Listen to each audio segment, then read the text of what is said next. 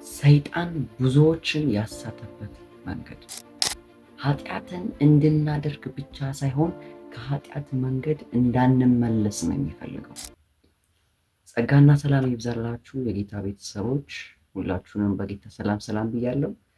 ዛሬ እግዚአብሔር ረድቶን በአዲስ ዩቱብ ቻናል እንዲሁም በአዲስ ትምህርት በመጀመሪያ ቪዲዮ ተገናኝተናል። ቻናል ሰብስክራይብ በማድረግ የተለያዩ መንፈሳዊ ትምህርቶች በሚለቀቁበት ጊዜ መጀመሪያ ወደ እናንተ የሚደርስ ይሆናል ማለት ነው። ይህን ቪዲዮ ደግሞ ላይክ በማድረግ ለሌሎች ለብዙ ክርስቲያኖች ይህን ትምህርት እንዲጠቀሙበት እንድታረጉ በጌታ ፍቅር ጠይቃለሁ።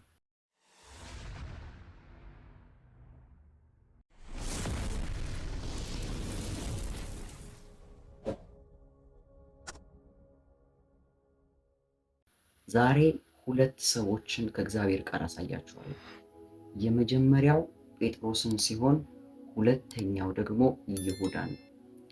በክርስትና ሕይወት ውስጥ በምንኖርበት ጊዜ ሰይጣን ትልቁን ቻሌንጅ ወይም ደግሞ ከእግዚአብሔር ፊት ዘወር እንድንል የሚያደርግበት ትልቁ መሳሪያው ኃጢአት።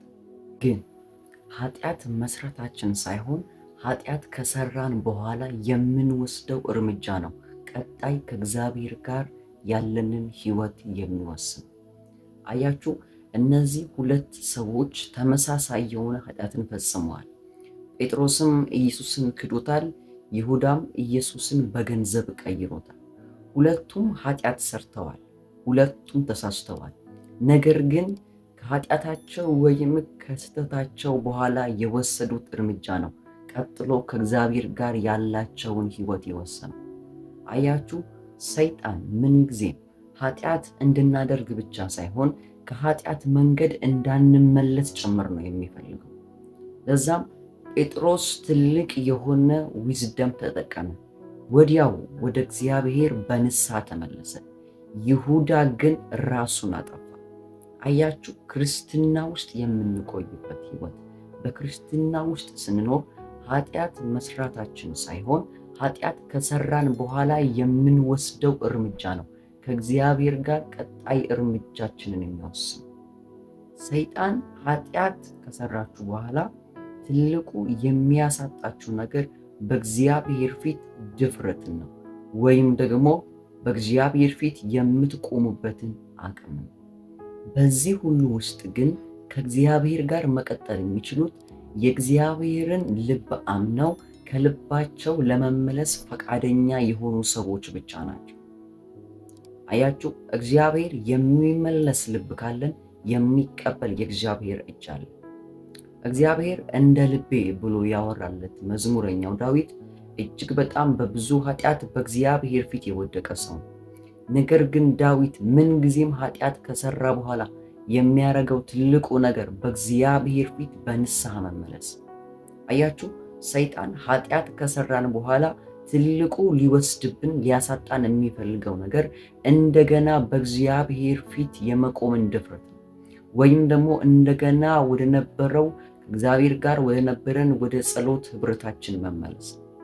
ዳዊት ግን ይሄ ስለገባው ኃጢአት በሰራ በዛው ቅጽበት በእግዚአብሔር ፊት በንስሐ ይመለሳል። ለምን ብትሉን የዳዊት መኖሪያው የእግዚአብሔር ህልውና ነው። የዳዊት የመኖሩ ምስጢር የእግዚአብሔር አብሮነት ነው። የዳዊት ነፍስ የመቆየቷ ምስጢር መቆየትም የምትፈልገው በእግዚአብሔር ህልውና ውስጥ ነው፣ በእግዚአብሔር አብሮነት ውስጥ ነው። ስለዚህ ሰይጣን ድጋሜ እድል መስጠት አይፈልግም። ወደ እግዚአብሔር የምንመለስበትን ድጋሜ እድል መስጠት አይፈልግም። ለዛ ነው በኩነኔ ብዙ ክርስቲያኖችን ከእግዚአብሔር ቤት እንዲወጡ እንደገና ወደ እግዚአብሔር ፊት መቅረብ፣ ማገልገል፣ መጸለይ ሞራላቸውን አቅማቸውን የሚመታው ለዚህም ጭምር ነው። ማወቅ ያለባችሁ አንድ ነገር ቢኖር ግን ኃጢአት እንደሆነ እግዚአብሔርን እንደማያስደስት እያወቃችሁ የምትሄዱ ከሆነ እመኑ፣ ሰይጣን ለሞት እያዘጋጃችሁ። አያችሁ፣ የሚመለስ ልብ ካላችሁ ግን የሚቀበል የእግዚአብሔር እጅ አለ። ለመመለስ ፈቃደኛ ከሆናችሁ እግዚአብሔር እንደገና እድልን ይሰጣችኋል። ለመመለስ መሻቱ ፍላጎቱ ካላችሁ እግዚአብሔር እድልን ጨምሮ ይሰጣችኋል። ስለዚህ ከነዚህ ከሁለቱ ሰዎች ይሁዳን ሳይሆን ጴጥሮስን ነው መሆን ያለብን። እንደ እሳትም ከገባን ኃጢአት እንደሆነ ባወቅን በዛው ቅጽበት በእግዚአብሔር ፊት በንስሐ መመለስ። ነገር ግን ሰይጣን ወደ እግዚአብሔር ፊት በንስሐ ከመመለስ ይልቅ በኃጢአት ድግግሞሽ ውስጥ እንድንኖር ያደርገናል። ለምን እንደሆነ ልንገራችሁ። እንድትረዱት የምፈልገው ነገር ቢኖር በህይወታችሁ ላይ በተደጋጋሚ የምታደርጉት ነገር የእናንተ የህይወታችሁ ክፍል ነው እየሆነ የሚሄደው። በኃጢአት ድግግሞሽ ውስጥ ደግሞ ሲያቆየን ሰይጣን የሚያደርገው ትልቁ ነገር በእግዚአብሔር ፊት የመመለስ ልባችንን፣ አቅማችንን እየመታው እያደከመው ይሄዳል። ነገር ግን መጽሐፍ ሲናገር እንደዚህ ነው የሚለው፣ እግዚአብሔር ቸርና መሐሪ ነው፣ ብትመለሱ ፊቱንም አያዞርምና።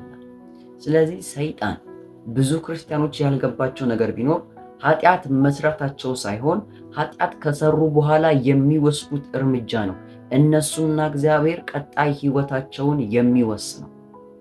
ስለዚህ በኃጢአት ወድቃችሁ ሊሆን ይችላል። በተለያየ በኃጢአት ልምምድ ውስጥ ሆናችሁ ሊሆን ይችላል። አሁንም ግን የሚቀበል የእግዚአብሔር እጅ አለ። እድልን የሚሰጥ የናዝሬቱ የኢየሱስ ክርስቶስ እጅ አለ። የምህረቱ እጅ አለ። በዚህ አጭር ቪዲዮ ወሳኝ የሆነ ነገር አውቃችሁበታል ብዬ አምናለሁ። በሌሎች በአዳዲስ ትምህርቶች ጌታ በረዳይ መጠን እንገናኛለን። ይህን ቻናል ሰብስክራይብ እና ቪዲዮን ላይክ በማድረግ ሌሎች ቅዱሳን እንዲጠቀሙ አድርጉ። ተባርካችኋል።